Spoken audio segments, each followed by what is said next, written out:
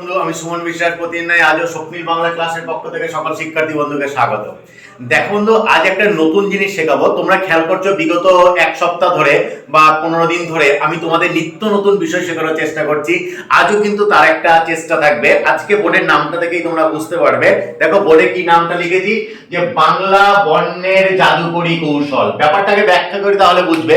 একজন জাদুকর কি করেন, একটা বিষয়কে এমন এমন ভাবে উপস্থাপন করেন যে বাচ্চা ছেলেরা কি অবাক হয়ে যায় যে এটা কি করে সম্ভব, এই বিষয়টাকে এভাবে হচ্ছে আমরা তো পারি না। এই জাদুকর বা ম্যাজিশিয়ান যেমন একটা বিষয়কে আমাদের প্রত্যেকটা মানুষের সামনে এমন ভাবে উপস্থাপন করেন যে আমরা অবাক হয়ে যাই, ঠিক তেমন বাংলা বর্ণমালা নিয়ে একটাই মজার খেলা দেখাবো, যে একটা বর্ণকে যদি আমরা ঠিকঠাক কাজে লাগাতে পারি তাহলে কত অজস্র বর্ণের আমরা কিন্তু সৃষ্টি করতে পারি, জন্ম দিতে পারি।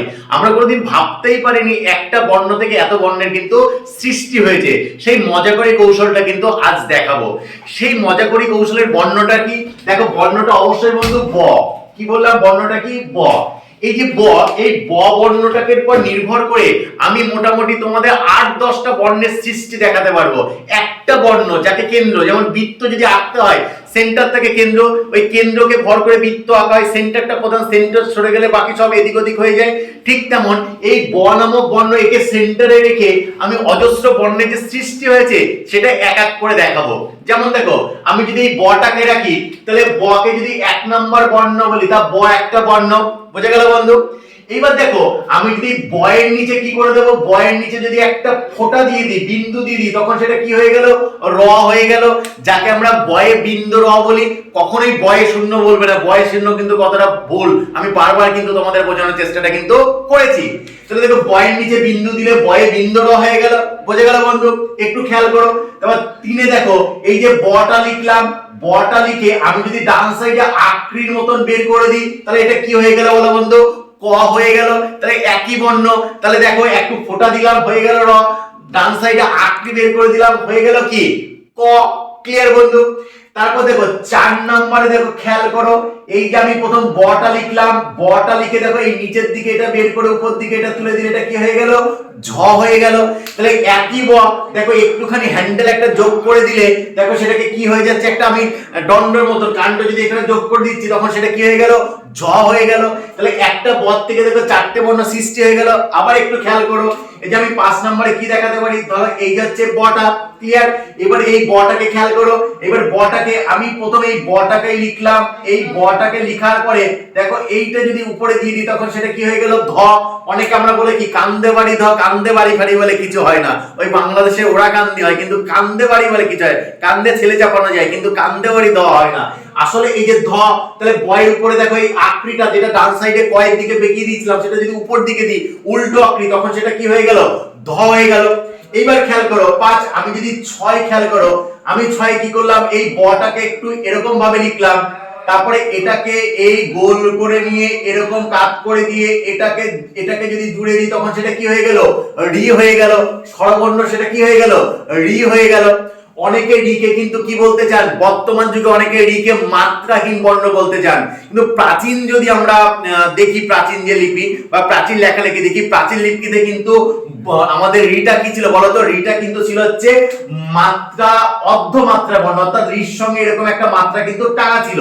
কিন্তু আমরা টাইপ করতে গিয়ে বর্তমানে ফোনে বা কম্পিউটারে যদি দেখি এটা পাবো না। এবং এটা যে অর্ধমাত্রা ছিল তার প্রমাণ সুনীতি চট্টোপাধ্যায়ের বই যদি আমরা দেখি সেখানে কিন্তু সুনীতি বাবুর বইতেও কিন্তু দেখবো অর্ধমাত্রা, বা আমরা যে প্রাচীনকালে যে আদর্শ লিপি বা বর্ণপরিচয় যে কোনো বইতে দেখবো কিন্তু অর্ধমাত্রা, কিন্তু আধুনিক যুগের মাত্রাটা কিন্তু দেয়া হয় না। তাই আধুনিক যুগে একে মাত্রাহীন বর্ণ বলাই ভালো, কিন্তু প্রচলিত ব্যাকরণে এ কিন্তু অর্ধমাত্রা স্বীকৃতি পাবে। ঝয় সম্পর্কটা একটু বলে রাখি। দেখো ব থেকে যে ঝটাকে অনেকে অর্ধমাত্রা বলতে চান, কিন্তু আমি অর্ধমাত্রার পক্ষপাতী নয়, কারণ অর্ধমাত্রার এক সাইডেই মাত্রা থাকে, শুধু ডান সাইডে মাত্রা থাকলে সেটা অর্ধমাত্রা হয়।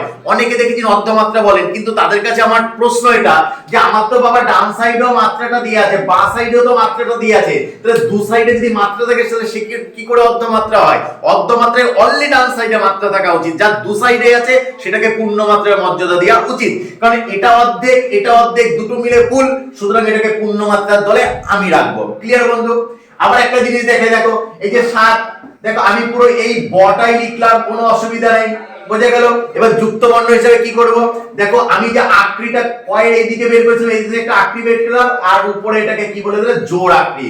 অর্থাৎ এইদিকে উল্টো আকৃতি দিলাম, এইদিকে জোড় আকৃতি দিলাম, তাহলে তখন কি হয়ে গেল, যুক্ত ব্যঞ্জন কি হয়ে গেল, ইয় চয় হয়ে গেল। এটা কি হয়ে গেল বলো তো বন্ধু, ইয় চয় কিন্তু হয়ে গেল। তাহলে যুক্ত অবস্থাতে কিন্তু আমরা একই ভাবে ব্যবহার করতে পারছি। দেখো একই বকে কেন্দ্রে রেখে কত কিছু সৃষ্টি করা কিন্তু যাচ্ছে। আবার খেয়াল করো, আমি যদি খেয়াল করি, এই যে দেখো আমি বলেছিলাম ব থেকে কার সৃষ্টি হয়েছে, ব থেকে দেখো আমার কার সৃষ্টি হয়েছে, এই রয়ের সৃষ্টি হয়েছে। ক্লিয়ার? ব থেকে যদি রয়ের সৃষ্টি হয়, তাহলে দেখো আমি এই দিকে যদি আকৃতিটাকে এরকম দিয়ে দিই, তখন সেটা কি হয়ে গেল বলো তো, তখন সেটা হয়ে গেল রয়ে কি রস্যু, এটা কি রয়ে রস্যু হয়ে গেল। আবার দেখো 9 নম্বরে কি করা যায়, এই যে সেই আমি বটাকেই লিখলাম, তাহলে এখানটা বিন্দু দিলে কি র হয়ে গেল, এটাকে যদি এইদিকে নামিয়ে দিই কি হয়ে গেল বলো তো, সেটা হয়ে গেল কিন্তু রয়ে দীর্ঘ হয়ে গেল। বুঝে গেল বন্ধু? অর্থাৎ আমি এইদিকে মানে কারের দিকে আমি বাদই দিলাম, আমি যদি কারের দিকে নাও যাই, আমার কারে যাওয়ার কোনো প্রশ্নই নেই। কিন্তু একটু খেয়াল করো, শুধু ব, এই যে বটাকে লিখেছিলাম, তাহলে ব সেম বর্ণ লিখে নিচে একটা ফোঁটা দিলাম, কি হয়ে গেল র, সেম বর্ণ লিখে ডান সাইডে একটা কি বের করে দিলাম, আকৃতি হয়ে গেল কি ক, সেম বর্ণ লিখে আমাদের ডান সাইডে একটা দণ্ডের মতন দিয়ে দিলাম, কি হয়ে গেল ঝ, সেম বর্ণ লিখে উপর দিকে আকৃতির মতন দিয়ে দিলাম, কি হয়ে গেল ধ, সেম বর্ণ লিখে এইদিকে দীর্ঘকারকে উল্টোর মতো লিখে ডান সাইডে একটা মানে দণ্ডের মতন দিয়ে দিলাম, সেটা কি হয়ে গেল রি হয়ে গেল। ঠিক তেমন সেম বর্ণ লিখে বাঁ সাইডে একটা আকৃতি দিলাম, ডান সাইডে জোড় আকৃতি দিলাম, হয়ে গেল কি ইয় ঝয়ে। এবার আমি কাটটা বাদি দিলাম এইদিকে, তাহলে দেখো বন্ধু একটা বর পর কেন্দ্র করে আমি 7খানা বর্ণ কিন্তু তোমাদের দেখিয়ে দিচ্ছি, এইভাবে 7টা বর্ণ কিন্তু নির্মাণ করা যাচ্ছে।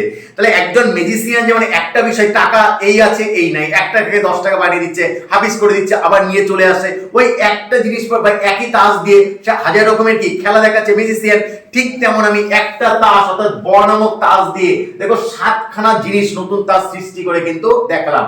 এই যে বাংলা বর্ণের এরকম জাদুকরী কৌশল আছে অনেক বর্ণকে নিয়ে, আমি একটা দেখালাম, তোমরা একটু চেষ্টা করবে বন্ধু, তোমরাও কিন্তু এরকম পারবে। একটু বর্ণ নিয়ে যদি নাড়াঘাটা করো, তাহলে অবশ্যই কিন্তু এই উপায় কিন্তু বেরোবে।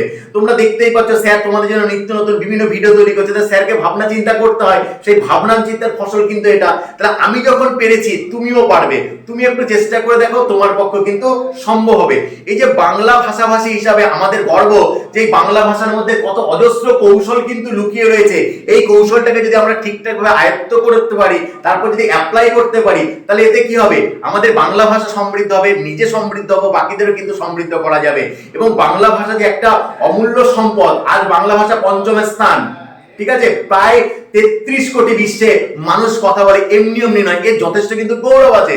রবীন্দ্রনাথ তার প্রমাণ দিয়েছিলেন 1913 সালে সুইডিশ একাডেমি থেকে বাংলা ভাষার গর্ব, যেটা সর্বোচ্চ প্রাইজ, সেটা নোবেল পুরস্কার তিনি ছিনিয়ে এনেছিলেন গীতাঞ্জলি ইংরেজি অনুবাদ করে সং অফারিংস এর মাধ্যমে। শুধু গীতাঞ্জলি নয়, তার সঙ্গে নৈবেদ্য ছিল, বিভিন্ন কাব্যগ্রন্থ ছিল, সেটা সাহিত্যের ইতিহাসে আমি পড়িয়েছি, সেটা দেখবে বিভিন্ন কবিতার মিশ্রণে সং অফারিংস নামে বেরিয়েছিল। তার মূল্য কি ছিল, এই বাংলা বর্ণ বাংলা ভাষা, যেটা অতুল প্রসাদ সেন কিন্তু কি খুব আনন্দ করে কিন্তু গেয়েছিলেন রবীন্দ্রনাথের ওই নোবেল জয়কে কি সম্মান জানাতে, যে মোদের গড় মোদের আশা আমরি বাংলা ভাষা, তোমার কোলে তোমার বলে কতই শান্তি ভালোবাসা। সুতরাং এই বাংলা ভাষাকে যদি ঠিকঠাক ভালোবাসা যায়, তাহলে যথেষ্ট কিন্তু শান্তির জায়গা, ভালোবাসার জায়গা আছে, শেখার জায়গা আছে। আশা করছি বন্ধু আজকে বাংলা বর্ণের একটা জাদুকরী কৌশল তোমাদের খুব সুন্দরভাবে শেখাতে পেরেছি। আমি শুধু জাদুকর নয়, ম্যাজিশিয়ান নয়, তোমরাও চেষ্টা করো, তোমরাও কিন্তু পারবে।